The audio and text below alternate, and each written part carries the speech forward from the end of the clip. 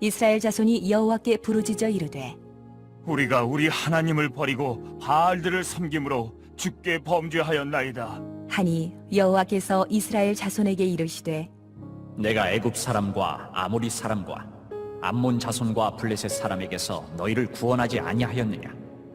또 시돈 사람과 아말렉 사람과 마온 사람이 너희를 압제할 때에 너희가 내게 부르짖음으로 내가 너희를 그들의 손에서 구원하였거늘 너희가 나를 버리고 다른 신들을 섬기니 그러므로 내가 다시는 너희를 구원하지 아니하리라.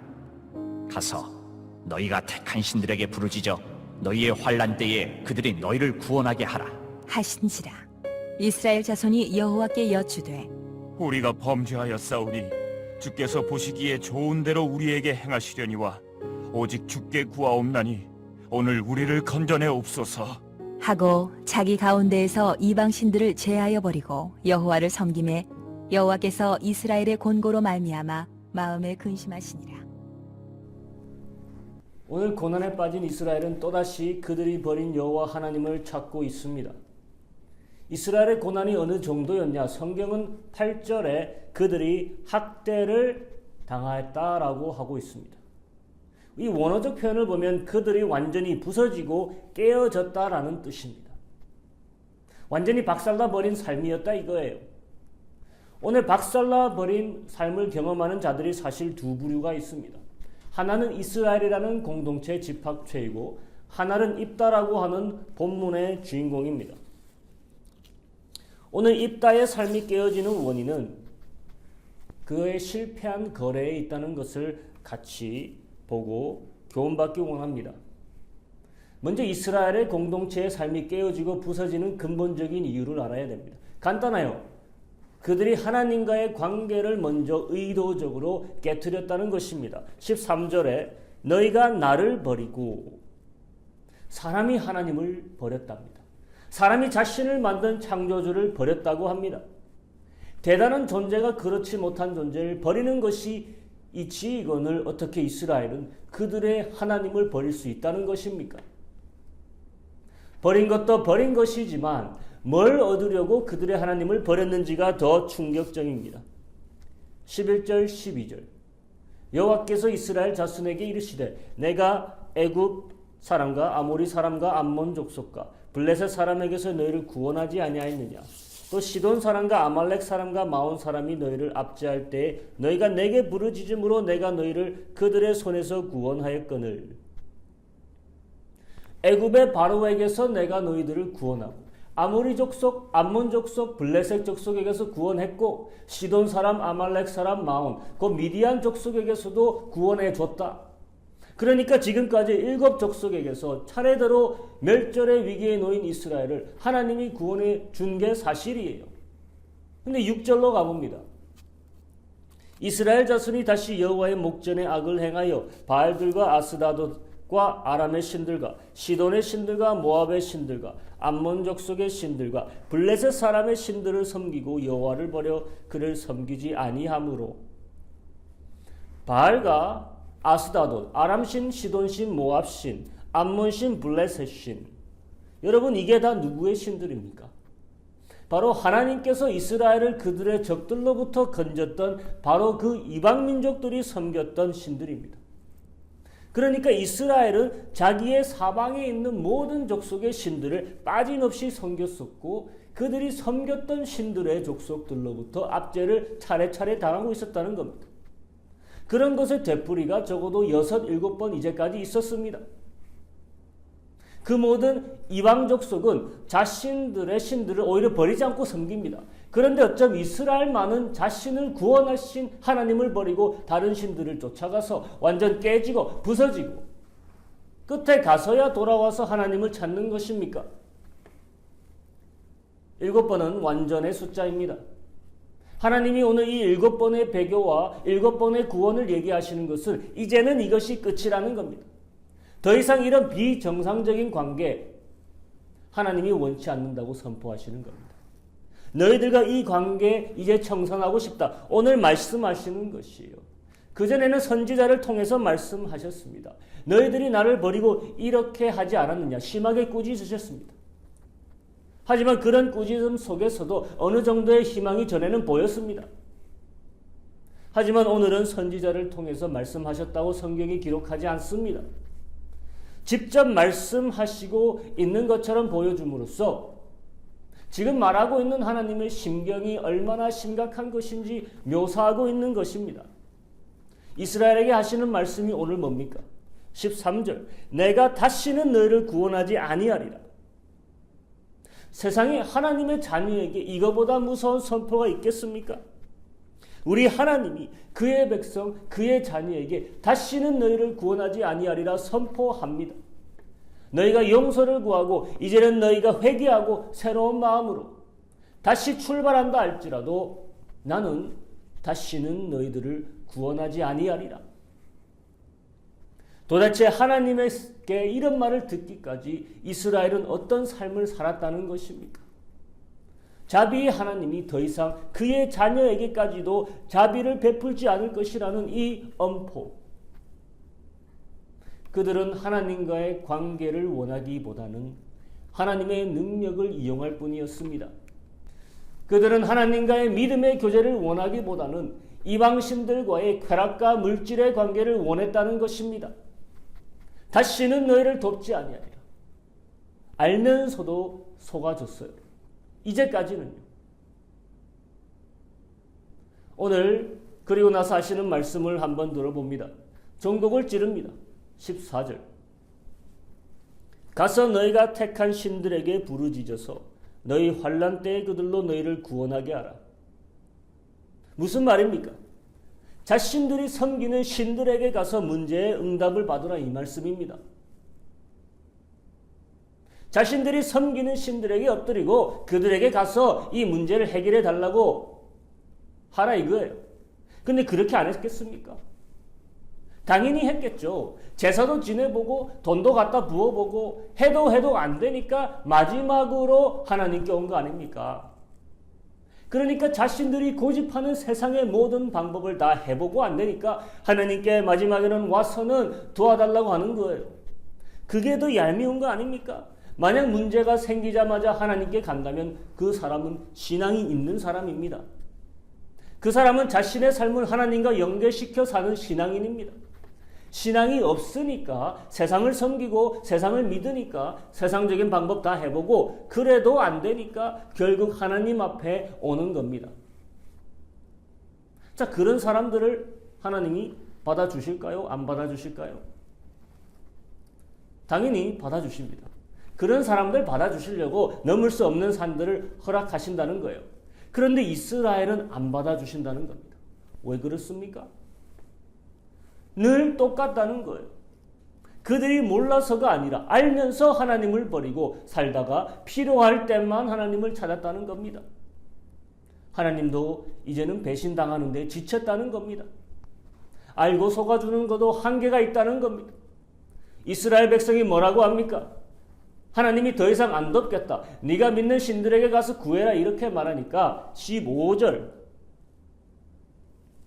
이스라엘 자손이 여호와께 여짜오되 우리가 범죄하였사오니 주의 보시기에 좋은 대로 우리에게 행하시려니와 오직 주께 구하옵나니 오늘날 우리를 건져내옵소서 하고, 자신들의 죄를 마침내 인정합니다. 어떠한 벌도 감수하겠으니 오늘날은 우리를 건져주옵소서. 그렇죠. 오늘의 임한 이 고비만은 제발 넘기게 해달라고 부탁하는 이 마음, 인간다운 발언입니다. 18년 동안 압제를 당했는데 이 18년째 쳐들어온 암몬의 손에 이제 이스라엘이 넘어가느냐 마느냐 고비의 날이 온 것입니다. 오늘의 이 고비만은 제발 넘기게 해달라고 구원을 요청하는 것이죠. 그러면서 자기 가운데서 이방신들을 제하여 버리고 여호와를 섬기매. 참 신기합니다. 참 신기해요. 하루아침에 이렇게 마음 먹고 할 수 있는 것을 못하다가 이제 다시 온 거예요.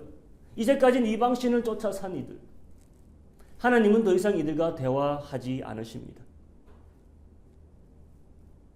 이스라엘은 이제 갈 데가 없는 것처럼 보입니다. 버림받은 것처럼 보입니다. 그들이 자초한 일입니다. 그런데 다음에 나오는 이 한 구절이 참 우리에게 위로가 됩니다. 우리가 그렇게 죄를 지고 또다시 하나님을 시험하고 우리 스스로가 만들어낸 환난에 고통당하고 있을 때 하나님은 우리의 환난에 통쾌해 하시지 않으신다는 거예요. 그 반대라는 겁니다. 16절 하반절로 가봅니다. 여호와께서 이스라엘의 공고를 인하여 마음에 근심하시니라. 근심 아니라 카잘, 이 말은 구약 성서에 5번 딱 나오는 단어입니다. 그리고 2번이 사사기서, 오늘 한 번, 그리고 삼손의 이야기에서 한 번 나오는 단어인데, 삼손의 이야기에서는 이렇습니다. 16장 16절에 이렇습니다. 날마다 그 말로 그를 재촉하여 졸음에 삼손의 마음이 번뇌하여 죽을 지경이라. 드릴라가 밤낮 삼손에게 힘의 비밀을 가르쳐 달라니까 삼손이 어떻다고요? 죽을 지경이라. 마음이 번뇌하여. 오늘 같은 단어 카잘이 하나님에게 쓰이고 있는 거예요. 하나님께서 죽을 지경까지 되진 않았겠지만 삼손의 이 마음의 심정이 하나님의 마음의 심정과 같은 단어입니다. 보통 근심이 아니라 하나님께서 심각한 딜레마에 빠지셨다는 거예요. 번뇌하고 힘들어 하시는 겁니다. 오늘 성경은 하나님께서 이스라엘이 받는 고통으로 인해 참을 수 없을 만큼의 심경이 되셨다고 표현하고 있습니다. 참 딜레마이죠. 구원해주면 뭐합니까? 고쳐지지 않는 거예요. 관계의 개선이 없는 겁니다. 그래서 그들을 버려 고통받게 한들 그것조차 하나님도 보기 힘든 거예요. 눈을 막고 귀를 막으면 되지만 그게 하나님이 안 되는 겁니다. 이스라엘을 부르짖는 하소연에 하나님이 가만히 있을 수 없는 겁니다. 자, 이 상황에서 이제 하나님이 도와주실까요? 안 도와주실까요? 이제 앞으로 나오게 되겠죠. 아무리 하나님께 하소연해도 응답 없는 이들은 누구를 찾게 됩니까? 바로 입다라는 한 추방자를 찾게 됩니다. 그들이 한때 버렸던 자를 찾게 됩니다. 참 비슷하죠. 11장 1절을 보면 입다는 기생 곧 창녀의 아들이라고 나오고 있습니다. 이스라엘이 그를 찾으러 갔을 때 그는 어디에 있었습니까? 추방당하여 잡류들과 함께 하루하루를 그저 먹고 사는 사람이었죠. 산적질을 하며 살고 있지 않았겠습니까? 자신의 형제들이 그를 아버지의 집에서 쫓아냈다고 합니다. 자신들이 버린 자에게 도움을 구하고자 장로들이 갔습니다. 자신이 믿었던 가족들과 친척들, 이웃들로부터 추방당해야 했던 입다를 한번 생각해 보십시오. 성경은 그가 특별한 잘못을 했다고 하지 않습니다. 다만 그의 배경이 어머니가 같지 않다라는 이유로 인해 버림받았다는 겁니다. 아버지가 죽고 이런 일이 있었겠죠. 이 사람에게는 이것이 얼마나 큰 아픔이고 트라우마였겠습니까? 그래서 쫓겨나서 추방자로서 살게 된 땅이 어디라고 오늘 성경은 말하고 있습니까? 3절에 돕 땅이라고 하고 있습니다. 돕 땅이라. 돕이라는 말은 토브에서 우리나라 말로 돕이라고 표기한 것인데 좋다라는 히브리 말입니다. 좋다, 선하다, 좋은 땅이라고 할 수 있겠죠. 바로 좋다라는 그 땅이 입다에게는 좋지 않은 땅이었어요. 버림과 홀로서기의 땅이었습니다. 아이러니가 뭐냐? 다급한 이스라엘이 하나님한테 이렇게 한번 요청했죠. 우리에게 좋게 보이는 대로 해주시되 이번만 구원해 주시옵소서. 바로 좋게 보이는 대로라는 단어가 이 돕이라는 단어와 같았습니다. 여기서 우리는 하나님의 어떤 배후의 섭리를 깨닫게 될 수 있습니다. 오늘 장로들이 입다를 찾아간 것은 우연이 아니라는 거예요. 입다가 돕이라는 곳에서 홀로 서기를 했다는 것은 비극이지만 그것 또한 우연이 아니었다는 것입니다. 하나님께서 좋은 일을 다시 한번 하기 위한 계획이었던 것이, 그들은 입다를 버렸지만 입다는 여기서 그들의 구원을 위해 준비되고 있었던 것입니다. 이스라엘은 하나님을 완전히 버렸지만 하나님은 이스라엘에게 한 번 더 선하심을 보이시기 위해 이미 전부터 움직이고 계셨다는 것입니다. 또한 개인적으로는 입다의 불행한 삶을 좋은 것으로 변화시키기 위해서 준비시키고 있었던 것이에요. 입다의 아픔과 불행을 이스라엘의 구원으로, 이스라엘의 악함을 선함으로 갚으시려고 앞에서는 버렸다 하지만 그들을 완전히 버리고 계시지 못한 것이었습니다. 그들은 하나님을 버렸습니다. 하지만 버림받은 자가 그들을 구원하게 되는 아이러니로 사람의 악함과 하나님의 선하심이 대조되는 장면이라고 할 수 있습니다. 하지만 문제가 곧 생기기 시작합니다. 이스라엘을 구하시기 위해 조건 없는 선하심을 보이시는 하나님과 선택된 입다는 매칭이 되지 않는 것입니다. 입다 또한 자신의 탐욕을 가지고 행동하게 됩니다. 오늘 공경에 처한 이스라엘 장로들이 이렇게 거래의 조건을 내밀고 있습니다. 6절 입다에게 이르되 우리가 암몬 족속과 싸우려 하나니 당신은 와서 우리의 장관이 되라. 이스라엘 장로들의 거래가 뭡니까? 입다, 네가 나가 싸워. 우리가 너에게 장관의 벼슬을 줄게. 이스라엘의 리더들의 아직까지 타락한 모습이 보입니다. 자신들이 버렸던 자 앞에 가서 진정으로 사과하고 그에게 정중히 부탁하는 것이 아니라 거래로서 그를 이용하려고 하는 것입니다. 뭘로 거래를 합니까? 한 자리. 그런데 그것도 좀 다른 게 보입니다. 10장 18절에서 자기들끼리 의논할 때는 자신을 이끌 자를 백성의 머리, 곧 통치자로 삼을 거라고 합의를 했습니다. 그런데 막상 입다에게 와서는 다른 말을 하는 겁니다. 장관급으로 살짝 바꾸는 겁니다. 가격을 낮추는 거예요. 흥정을 해보려는 겁니다. 떠보는 겁니다. 입다를 아직도 싫어하는 겁니다. 장녀의 아들로서 자신들의 최종 머리가 되는 것이 싫다라는 겁니다. 그래서 장관급에서 거래를 시작하죠. 그런데 입다는 어떻습니까? 11장 7절 입다가 길르앗 장로들에게 이르되 너희가 전에 나를 미워하여 내 아버지 집에서 쫓아내지 아니하였느냐? 이제 너희가 환난을 당하였다고 어찌하여 내게 왔느냐? 여러분 이거 꼭 누가 말하는 것이랑 비슷합니까? 하나님께서 자신에게 찾아온 이스라엘 백성의 하소연에 응답하는 모습이랑 비슷합니다. 너희가 나를 미워하여 나를 버렸거늘 이제 환난을 당하였다고 내게 온 거냐? 장로들은 입다가 얼씨구나 하고 장관직을 가져갈 줄 알았습니다. 하지만 바락은 장관직을 탐내기보다 지금 자신에게 가한 정신적 트라우마, 자신을 버린 그 죄의 문제에 대해 논하고 있는 것처럼 보입니다. 여기서는 그렇게 보여요. 그러니 하나님이 가졌던 심정이랑 매우 비슷하게 보입니다. 그런데 다음 절들을 한번 봅니다. 11장 8절 길르앗 장로들이 대답하되 이제 우리가 당신을 찾아온 것은 우리와 함께 가서 암몬 자손과 싸우려 하게 함이니 그리하면 우리 길르앗 모든 거민의 머리가 되리라. 입다가 길르앗 장로들에게 이르되 너희가 나를 데리고 본향으로 돌아가서 암몬 자손과 싸우게 할 때 만일 여호와께서 그들을 내게 붙이시면 내가 과연 너희의 머리가 되겠느냐? 자, 장관직으로 입다를 꼬드길 수 없을 것 같으니까 장로들이 어떻게 하죠? 모든 거민의 머리가 되리라.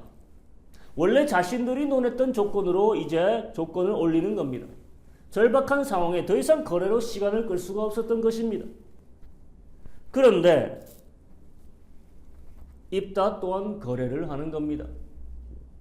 만약 자신이 당한 버려짐에 대한 아픔을 가지고 옳고 그름을 따지고 있었다면 이 거래 방식을 거절하든지 아니면 처음부터 그런 벼슬이 어떻든지 간에 민족을 도우러 가겠다는 선의의 마음으로 가든지 둘 중에 하나여야 합니다. 그런데 지금 입다는 그런 거는 뒤로 던지고 뭘 하고 있습니까?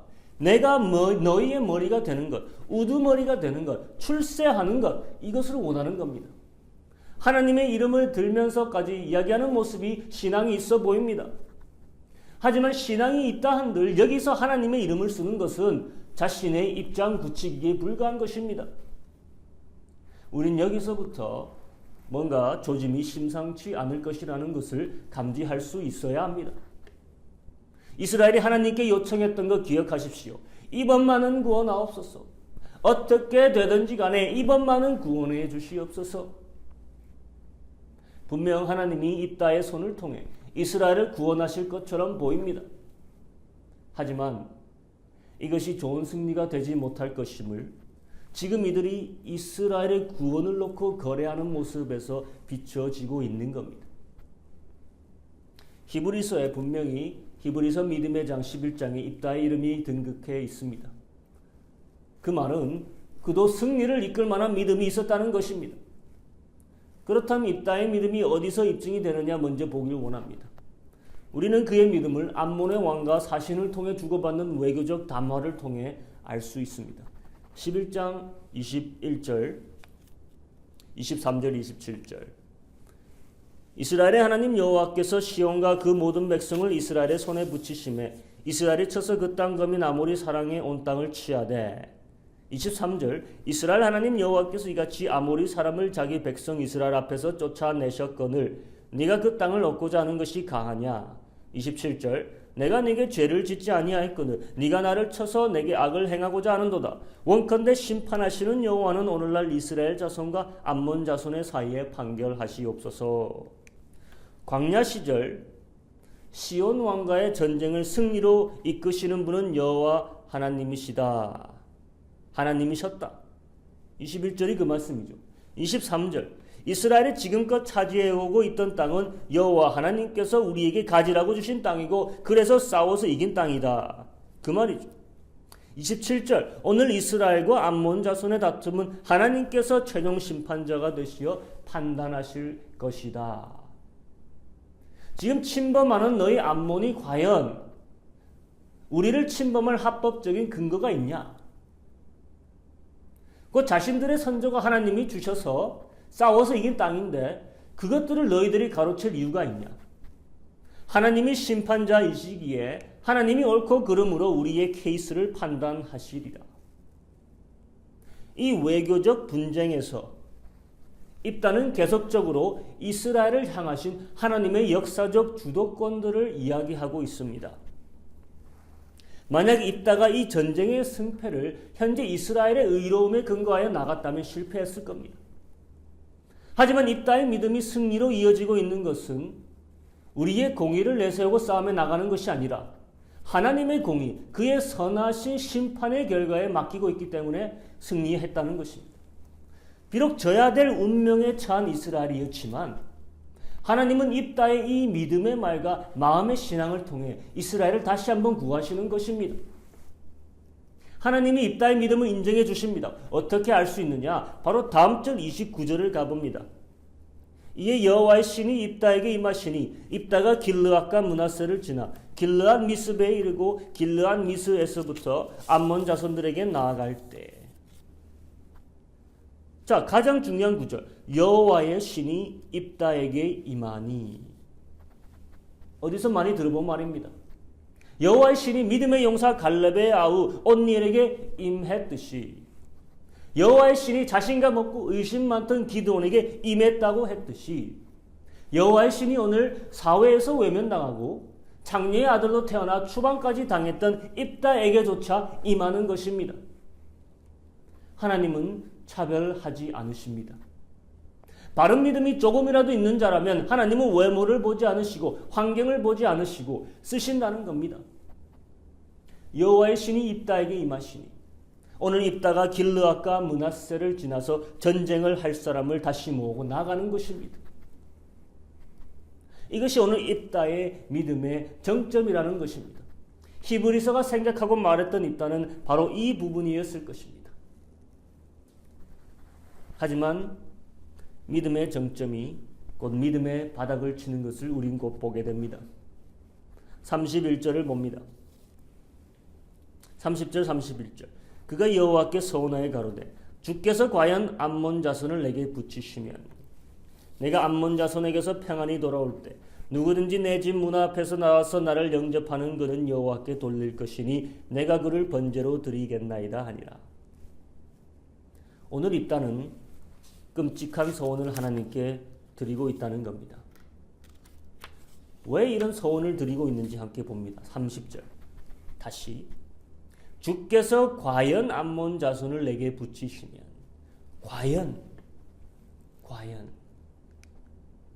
이 과연이라는 단어 이 말은 여기서 정말로 참으로 진짜로라는 말입니다. 그러니까 진짜로 내게 암몬 자손을 붙이시면 진짜로 나로 승리케 하시면 조건을 걸고 있습니다. 하나님과 거래를 하려고 하는 말투입니다. 하나님께서 승리를 줄 것이라는 확신이 100% 있었더라면 이런 서원을 조건으로 시작하지 않습니다. 자, 그러면서 입다는 어떤 거래물을 내놓고 있습니까?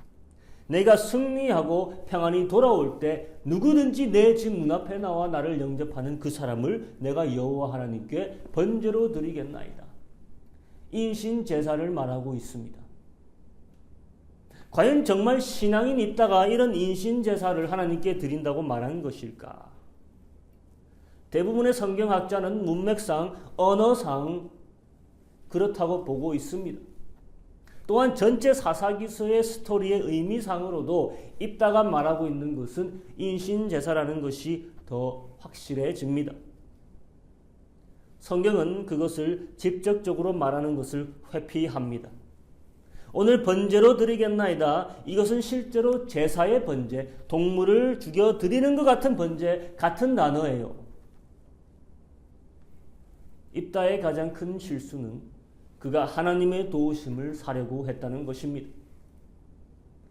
자, 이것은 누구의 가오와 동일합니까? 이것은 이스라엘 전체가 하나님과 맺으려고 했던 피상적인 관계와 동일한 것입니다. 필요할 때 내가 조건을 걸면 도와주실 것이라 믿는 것입니다. 이방신들이 다 그렇거든요. 입다는 자신의 승리를 굳히기 위해 하나님을 이용하겠다는 사고를 가지고 있는 것입니다. 자신은 그걸 신앙으로 오해하고 있던 것입니다. 하나님이 뭐가 필요하신 분이십니까? 이 바로 전절에 분명히 성경은 말했어요. 하나님의 신이 그에게 임했다고 말하고 있습니다. 그 말은 그를 통해 하나님께서 싸우시리라는 확답이었습니다. 그렇다면 승리할 거라는 거예요. 그런데도 하나님의 승리를 얻기 위해 그는 뭔가를 하나님께 해야겠다고 착각한 것입니다. 그에게 하나님의 신이 임하였다 한들 입다가 몰랐다는 결론을 낼 수가 있죠. 자신에게 내린 하나님의 성령의 존재를 감지하지 못했던 영적 무지함, 둔감함을 말하는 걸 수 있습니다. 또 하나는 하나님의 신이 임한 걸 그도 알았지만 극심한 불안감으로 이방인의 방법으로 하나님께 접근했다는 것입니다. 하나님의 은혜를 자신의 행위로 잡아두려고 한 것이죠. 둘 중에 어떤 거든지 상관없습니다. 둘 다 그의 신앙의 실패를 얘기하고 있습니다. 입다의 가장 큰 실수 또 하나는 하나님께 드리는 제사를 바로 알지 못했습니다. 하나님이 어떤 예배를 좋아하시는지 알지 못했어요. 이방인들이 최고로 치는 제사는 인신제사였습니다. 이 인신제사를 통해서 하나님께 예배하려고 감사를 표현하려고 했다는 것이 사람의 생명을 바치는 제사, 모압과 암몬 자손들이 자주 했던 제사입니다. 자신의 대적이 그들의 신을 모시는 방법으로 하나님께 다가가려고 했던 것입니다. 오늘 이스라엘은 구원은 이루어집니다. 이스라엘에게는 기쁨의 날이 되죠. 하지만 입다는 이 날이 옷을 찢는 비극의 날이 됩니다. 11장 32절로 가봅니다. 이에 입다가 암몬 자손에게 이르더 그들과 싸우더니 여호와께서 그들을 그 손에 붙이시네. 아로엘에서부터 민닛에 이르기까지 20성읍을 치고 또 아벨 그라밈까지 크게 도륙하니 이에 암몬 자손이 이스라엘 자손 앞에 항복하였더라. 입다가 미스바에 돌아와 자기 집에 이를 때 그 딸이 소고를 잡고 춤추며 나와 영접하리. 이는 그의 무남 동료라. 입다가 이를 보고 자기 옷을 찢으며 가로되 슬프다 내 딸이여, 너는 나로 하여금 참담케 하는 자요, 너는 나를 괴롭게 하는 자 중에 하나이로다. 내가 여호와를 향하여 입을 열었으니 능히 돌이키지 못하리로다. 하나님께서는 이스라엘에게 맞는 구원자를 택해 보내주셨습니다. 그들이 버렸던 자로 그들을 구원시켜 주십니다. 그리고 그들의 신앙과도 얼추 맞는 자를 보내주셨습니다. 입다에게 있어서 이때 이 카이로스는 그의 비극이었던 과거를 하나님의 선택하심으로 역전하여 더 나은 사람으로 등급할 수 있었던 절호의 때였다는 것입니다. 하지만 그는 하나님을 바로 보지 못했습니다. 그는 하나님이 자신을 마지막에 가서 버릴 수 있는 하나님이라고 생각했습니다. 내게 하나님의 신이 임하였다 한들 이 하나님은 나를 버릴 수 있는 하나님이기에 뭔가를 통해 그의 환심을 사야겠다. 이렇게 생각했습니다. 하나님은 그 무엇도 요구하지 않았습니다. 하지만 입다는 하나님을 자신의 레벨에서 본 것입니다. 왜냐? 자신이 버림을 받아봤잖아요. 자신의 집안에서 자신은 충분히 등급하고 출세할 수 있었는데 자신을 시기한 형제들에게 배척받고 자신을 고향에서 쫓아낸 것입니다. 그런 배신감과 버려짐에 대한 두려움의 환영이 하나님을 잘못 보게 한 것입니다. 이미 그의 거룩한 영을 주셨는데도 불구하고 하나님 앞에서 평안하지 못했습니다. 불안해했던 것입니다. 하지만 하나님은 자신과 같지 않습니다. 하나님은 그를 버렸던 사람들과 같지 않습니다. 하나님은 어떠한 탐욕도 있지 않으십니다. 하나님은 거래를 하고 도와주시는 분이 아닙니다. 왜 자신을 투영하여 하나님을 바라보았냐 이겁니다. 결국 자신의 불완전에서 투영한 하나님의 자신이 스스로 넘어지는 겁니다. 자신의 가장 귀한 것, 무남 동료, 결혼하지도 않는 딸을 죽이게 됩니다. 성경은 차마 있다가 그 딸을 죽였다는 말을 직접적으로 하고 있지 않습니다. 하나님은 그 딸의 생명을 요구하지도 않았고 끝내 원하지도 않습니다. 자초한 비극입니다. 11장 39절 2달 만에 그 아비에게로 돌아온지라 아비가 그 서원한 대로 딸에게 행하니 딸이 남자를 알지 못하고 죽으니라. 이로부터 이스라엘 가운데 규례가 되어 하나님은 역사상 딱 2번 인신제사를 요구하셨습니다. 한 번은 아브라함을 통해서였습니다. 다 아실 거예요. 아브라함의 가장 사랑하는 독자 이삭을 번제로 바치라 합니다. 하나님은 이삭이 죽는 것을 사실 원치 않으셨어요. 하지만 아브라함의 믿음이 후손의 축복으로 이어지기 위해서 이 관문을 필요로 하셨습니다.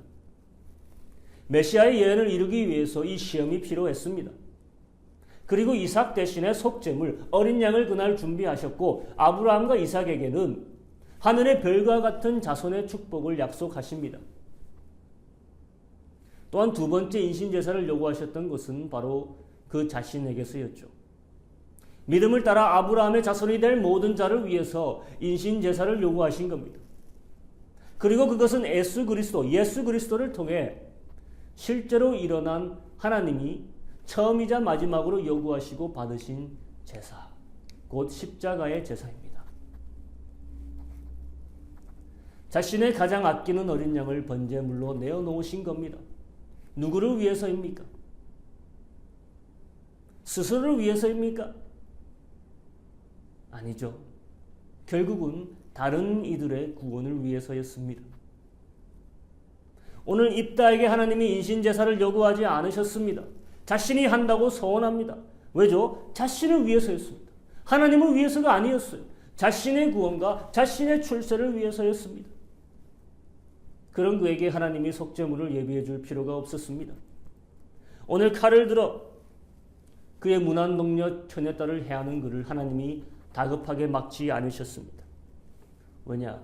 이미 모든 말씀과 그의 보신 성품에서 그는 사람의 목숨을 그렇게 받지 않는다고 나타내셨습니다.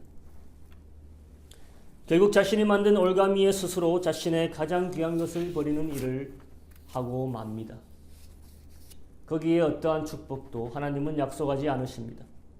아브라함의 믿음에는 후대에 많은 자손의 축복을 약속하셨지만 오늘 그런 실패한 거래에 그에게 돌아왔던 것은 얼마 가지 못한 출세, 아무 자식이 없이 끊겨버린 그의 가문이었습니다. 12장 7절 입다가 이스라엘 사사가 된 지 6년이라 길르앗 사람 입다가 죽음에 길르앗 한 성읍에 장사되었더라. 자신이 원했던 머리의 자리, 고작 6년 갔다는 것입니다. 그리고 죽었다는 거예요. 그것도 그냥 길르앗의 이름 모를 한 성읍에서. 6년이라는 것, 사사 중에 가장 짧은 기간을 통치한 것입니다.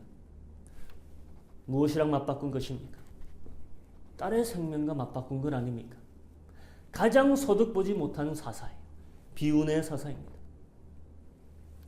오늘 이제 우리가 알아야 될 것이 무엇입니까? 오늘 처음 시작했던 이스라엘의 삶과 입다의 공통점이 무엇입니까? 깨어졌다는 것입니다. 부서졌다는 것입니다. 스스로 초래한 결과라는 것입니다. 이스라엘은 다시 한번 위기를 모면했죠. 하지만 그들과 하나님의 관계가 회복됐다는 말이 없습니다. 입다도 위기를 모면했습니다. 자신이 원하는 것을 얻어냈다고 생각했습니다.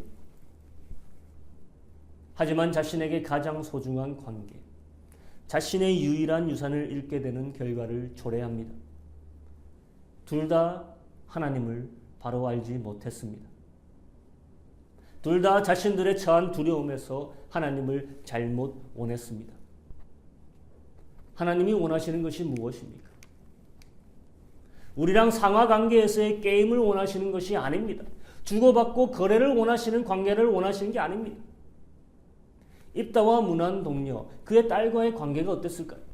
그에게 유일한 가족, 그에게 유일한 유산, 입다가 그녀를 얼마나 아끼고 사랑했을까요?